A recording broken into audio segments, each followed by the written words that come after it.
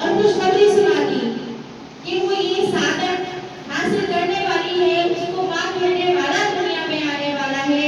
तो वो माँ 9 महीने किस तरीके से गुजारती है, हर तकलीफ को हंस के झेलती है, हर दुख को, हर गम को, हर चीज को। ये खुशी इतनी बड़ी खुशी होती है कि बड़े से बड़ा गम भी उसको छोटा लगता है।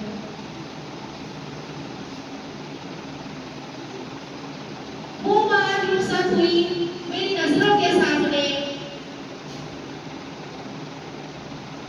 माँ मेरी हो, एक कहावत है, माँ मेरी हो या तेरी हो, इससे क्या फर्क पड़ता है, माँ तो एक जैसी होती है।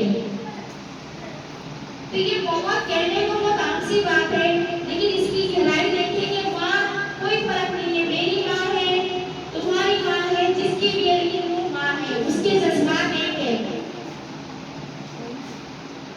एक ही जज्बात होते हैं माँ के।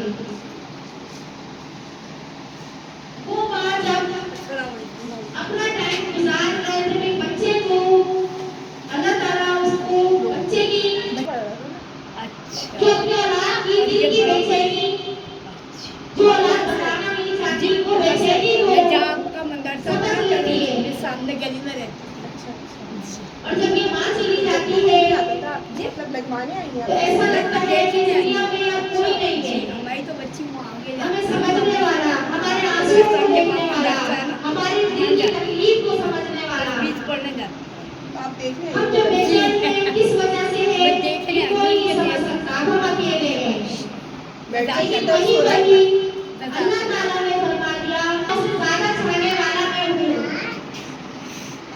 दुनिया से एक माँ कमाई जा रही है, लेकिन 70 माँ से ज्यादा चाहने वाला रब्बुल आलमीन हमारे साथ है। लेकिन फिर भी हमारे दिल में यह खलीज रहती है, हमारी माँ चली गई। एक माँ